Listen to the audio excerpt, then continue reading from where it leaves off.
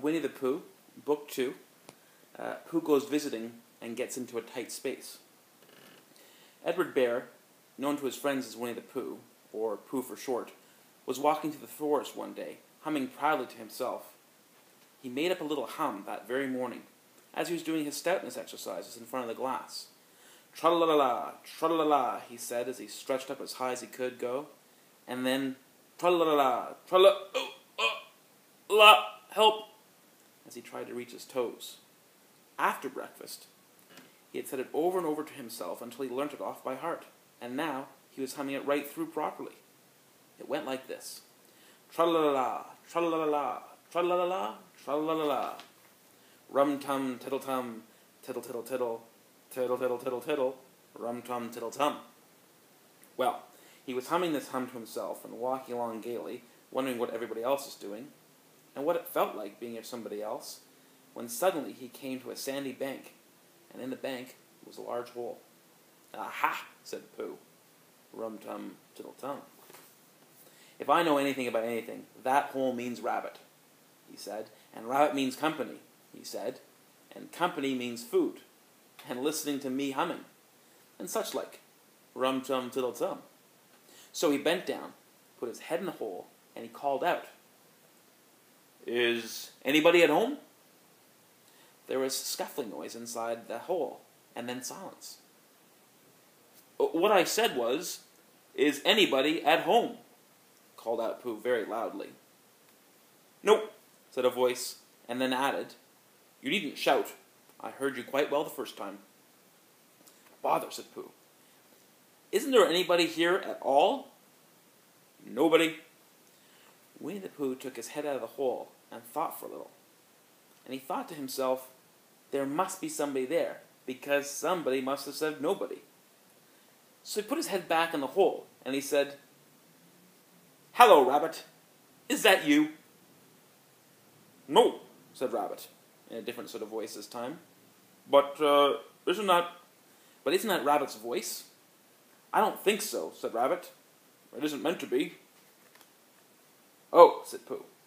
He took his head out of the hole and had another think. And then he put it back and said, "Well, could you kindly tell me where Rabbit is?" "He's gone to see his friend Pooh Bear, who's a great friend of his." "But this is me," said Bear, very much surprised. "What sort of me?"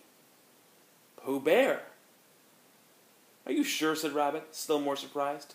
"Quite sure," said Pooh. "Oh, well, come in then." So Pooh pushed and pushed and pushed his way through the hole until at last he got in.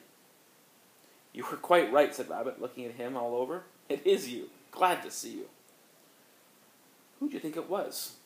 "Well, I wasn't sure. You know how it is in the forest. One can't have anybody coming into your house. One has to be careful." "Want a mouthful of something?" Pooh always liked a little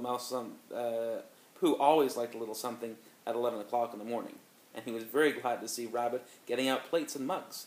And when Rabbit said, "Honey or condensed milk with your bread," he was so excited that he said both. And then, so as not to seem greedy, he added, "But don't bother with the bread, please." And for a long time after that, he said nothing, until at last, humming to himself in a rather sticky voice, he got up, shook Rabbit lovingly by the paw, and said that he must be going. "Must you?"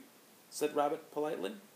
"Well," said Pooh, "I could stay a little longer if you..." And he tried very hard to look in the direction of the larder. "As a matter of fact," said Rabbit, "I was going out directly myself." "Oh, well then, I'll be going on. Goodbye." "Well, goodbye, if you're sure you won't have anything more." "Is there anything more?" asked Pooh quickly. Rabbit took the covers off the dishes and said, "No, there wasn't." "I thought not," said Pooh, nodding to himself. "Well, goodbye, I must be going." So he started to climb out of the hole. He pulled with his front paws, and he pushed with his back paws. And in a little while, his nose was out in the open again. And then his ears, and then his front paws, and then his shoulders, and then... "Oh, help," said Pooh. "I'd better go back." "Oh, bother," said Pooh. "I shall have to go on." "I can't do either," said Pooh. "Oh, help! Help and bother!" Now, by this time, a rabbit wanted to go for a walk, too, and finding the front door full, he went up by the back door, and he came around to Pooh, and he looked at him. "Hello, are you stuck?" he asked. "No," said Pooh. "Just resting and thinking and humming to myself." "Here, give us a paw." Pooh Bear stretched out his paw, and Rabbit pulled and pulled and pulled. "Ow," said Pooh. "You're hurting." "The fact is," said Rabbit, "you're stuck."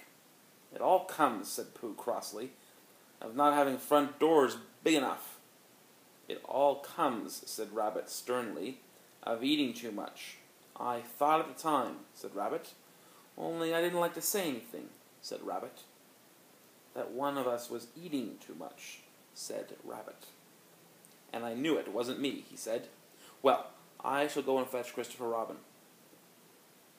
Christopher Robin lived at the other end of the forest, and when he came back with Rabbit and saw the front door, the front half of Pooh, he said, "Silly old bear," in such a loving voice that everybody felt quite hopeful again. "I was just beginning to think," said Bear, sniffling slightly, "that Rabbit might never be able to use his front door again. And I should hate that," he said. "So should I," said Rabbit. "Use the front door again," said Christopher Robin. "Of course I'll use the front door again." "Good," said Rabbit. "If we can't pull you out, Pooh, we might push you back." Rabbit scratched his whiskers thoughtfully and pointed out that, when once Pooh was pushed back, he was back. And of course, nobody was more glad to see Pooh than he was. Still, there was... some lived in the trees, and others lived underground, and... "You mean I'd never get out?" said Pooh. "I mean," said Rabbit, "that having got so far, it seems a pity to waste it." Christopher Robin nodded. "Then, there's only one thing to be done," he said. "We shall have to wait until you get thin again." "How long does that take?" said Pooh anxiously. "About a week, I should think." "But I can't stay here for a week." "You can't stay here all right, silly old bear. It's getting you out which is so difficult." "We'll reach you," said Rabbit cheerfully. "And I hope it won't snow," he added. "And I say, old fellow, you're taking up a good deal of room in my house. Do you mind if I use your back legs as a towel horse? Because, I mean, they're there, doing nothing, and it would be just convenient to hang towels on them." "A week," said Pooh gloomily. "What about meals?" "I'm afraid no meals," said Christopher Robin, "because of getting thin quicker. But we will reach you." Bear began to sigh, and then found he couldn't, because he was so tightly stuck, and a tear rolled down his eye.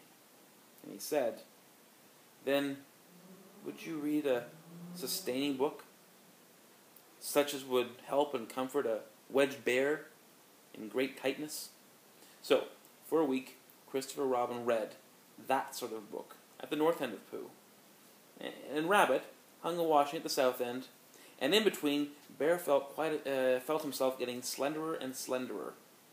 And by the end of the week, Christopher Robin said, "Now."